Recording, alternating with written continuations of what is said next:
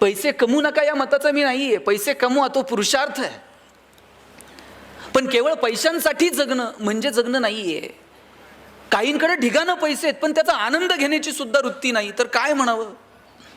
पैसे प्रचंड आहेत परंतु खर्च करण्याची दानत नाही किंवा योग्य ठिकाणी खर्च करावं ही भूमिका नाही. आमच्याकडे साहेब एका माणसाकडे सोन्याची वीट आहे आणि पिढ्यानं पिढ्या त्यानं जपून ठेवली आहे. त्याच्या आज्यानं त्याच्या बापाला दिली ती, बापानं त्यानं ह्याच्या पिढ्यानं पिढ्या ती सोन्याची वीट जपून ठेवली आहे.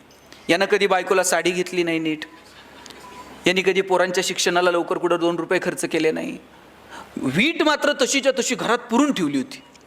दर रविवारी उठायचं, उकरायचं, हाय का नाही बघायचं आणि परत पुरून ठेवायचं. एवढाच उद्योगाच आहे. वीट खर्च करायची नाही, पुरलेली वीट फक्त रविवारी उठून उकरून बघायची हाय का नाही आणि परत लपून ठेवायची. एक दिवशी वीट चोरीला गेली. वीट चोरीला गेल्यावर रडायला लागला. म्हणला पिढ्यानं पिढ्या जपून ठेवलेली सोन्याची वीट चोरीला गेली. पोलिसांकडे गेला, पोलिसांकडे तक्रार केली. म्हणला सोन्याची वीट होती चोरीला गेली. पोलीस म्हणले कुठं ठेवली होती? घरात ठेवली. कुठं? पुरून. आणि काय करायचा? काय नाही साहेब, दर रविवारी उठायचो, उकरायचो, हाय का नाही बघायचो आणि परत पुरून ठेवायचो. या रविवारी उठलो, उकरलं आणि वीट चोरीला गेलेली दिसली. पोलीस म्हणले एवढंच आहे ना, उद्या ये, तुझी वीट तुला सापडून देऊ. दुसऱ्या दिवशी हा गेला, पोलिसांनी त्याच्या हातात दगडाची वीट दिली. दगडाची वीट दिल्यानंतर म्हणलं चेष्टा करता का, माझी सोन्याची वीट होती तुम्ही दगडाची दिली. पोलीस म्हणले तुला काय घेणं आहे दगडाची असून आहे तर सोन्याची?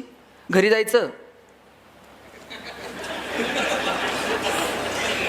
पुरून ठेवायची, हाय का नाही बघायची आणि परत झोपायचं. मग सोन्याची असून आहे तर दगडाची तुला काय फरक आहे का? काहींकडे ढिगाण आहे साहेब, पण ते योग्य ठिकाणी खर्च करण्याचं जर कळत नसेल काय करणार आहोत आपण. भगवंतानं आपल्याला 2च ऑप्शन दिलेले आहेत. एक आहे ते इथंच ठेवून जा किंवा तुकाराम महाराजांसारखं वाटून जा. आता तुकाराम महाराजांसारखं वाटून जायला लय मोठं मन लागतंय. मग आपल्याकडे दुसराच ऑप्शन शिल्लक आहे ते ठेवून जा. एकही रुपयावरती घेऊन जाण्याची सुविधा नाही. आणि असती तर आपण सोयीनं गेलो असतो का? ह्याचं नेता येईल का, त्याचं नेता येईल का, काय करता येईल. किती सुंदर वागलाय भगवंत आपल्यासोबत. जन्माला आल्यानं मुळात भगवंताचे इथंच आपल्यावरती अनेक उपकार आहेत की त्यांनी आपल्याला माणूस म्हणून जन्माला घातलं. याच्यापेक्षा काय उपकार करावेत देवानं आपल्यावरती. अहो आपण माणसं आहोत, माणसांना व्यक्त होता येतं. मला माझ्या भावना तुमच्यासमोर मांडता येतात, माझ्या भावनांना तुम्हाला प्रतिसाद देता येतो, तुम्हाला रडता येतं, तुम्हाला हसता येतं, तुम्हाला एकमेकाच्या मदतीला धावून जाता येतं. भावना व्यक्त करण्याची संधी भगवंतानं फक्त माणसाला दिली हो. आपण किती नशीबवान आहोत. रोज हायवेवरती 2-4 कुत्री मरून पडलेली असतात. त्या कुत्र्याच्या पिलांना तक्रार करता येते पोलिसात जाऊन, आमच्या बापाची चूक नव्हती, याच्याच गाडीचा ब्रेक लाभला नाही साहेब, याची आमची तक्रार घ्या. धाब्यावरती रोज 10-5 कोंबड्या अशा त्या काठीला आडव्या बांधलेल्या असतात. काठी आडवी बांधलेली असते अशी गाडीला, तिला उलट्या कोंबड्या लटकवलेल्या असतात आणि त्या धाब्यावरती वाहून नेतात. त्यांच्या चुचीतनं फेज बाहेर पडत असतो. त्यांना भावना व्यक्त करता येते, आमचा शेवटचा प्रवास आहे जरा नीट न्या.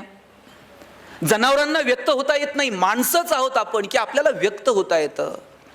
मग आपण व्यक्त का होऊ नये? आपण बोललं पाहिजे, आपण संवाद साधला पाहिजे. आणि व्यक्त होण्यासाठी नेहमीच बोलावं लागतं असं नाही. कधी स्पर्शातून, कधी तुमच्या वागण्यातून सुद्धा आपल्याला व्यक्त होता येतं. पण या सगळ्या धावपळीमध्ये आपण व्यक्त होणंच विसरून गेलो आहे.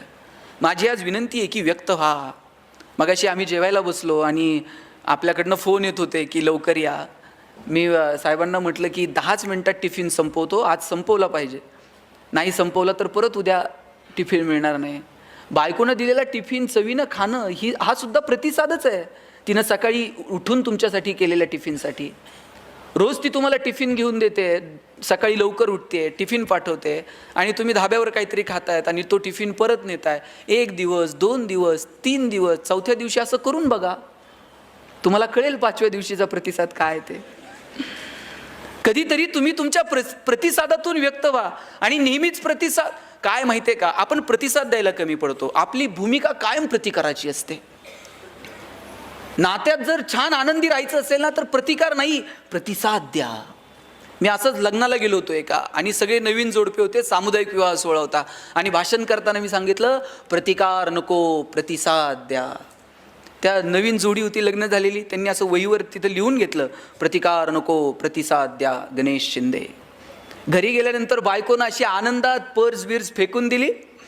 नवऱ्याच्या असा डोळ्यात डोळे घालून पाहिलं आणि म्हटली मैं तेरे लिए मर जाऊंगी मिट जाऊंगी. बायको म्हटली मैं तेरे लिए मर जाऊंगी. नवरा म्हटला बघ कसं जमतंय तसं कर म्हटलं. म्हटले हे काय? म्हणले ते सकाळी सरांनी सांगितलं ना, प्रतिकार नको. कुठं प्रतिसाद द्यायचा आणि कुठं प्रतिकार करायचा हे जर कळलं नाही ना तर मग गफलत होऊन जाते.